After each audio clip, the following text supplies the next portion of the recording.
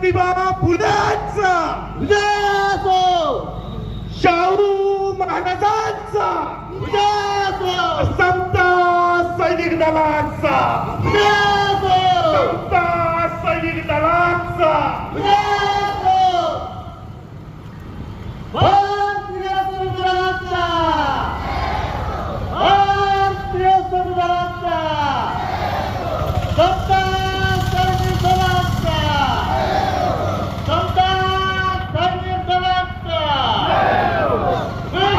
जिजाऊंचा विजय असो, महात्मा ज्योतिबा फुलेंचा विजय असो, अण्णाभाऊ साठेंचा, भारतीय संविधानाचा विजय असो, डॉक्टर बाबासाहेब आंबेडकरांचा विजय असो, समता सैनिक दलाचा विजय असो, समता सैनिक दलाचा विजय असो, भारतीय संविधानाचा विजय असो, डॉक्टर बाबासाहेब आंबेडकरांचा विजय असो, समता सैनिक दलाचा विजय असो, छत्रपती शिवाजी महाराजांचा विजय असो.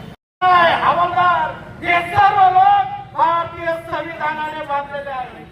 या संविधानाच्या चौकटी ओलांडून कोणी जाण्याचा प्रयत्न केला तर या देशामध्ये रिपब्लिकन लोकांची सत्ता आहे. आपण सर्व मतदान करतो का नाही करतो? आपण मतदान करतो तेव्हा हे लोक निवडून येतात. आपण लोकशाही बळकट करतो त्यामुळे या सर्व अधिकाऱ्यांचे पगार, यांच्या पोरासोरांचं कल्याण आपल्या हक्क आणि मजुरीच्या पैशातून या देशात येणाऱ्या टॅक्समुळे भरला जातो का नाही?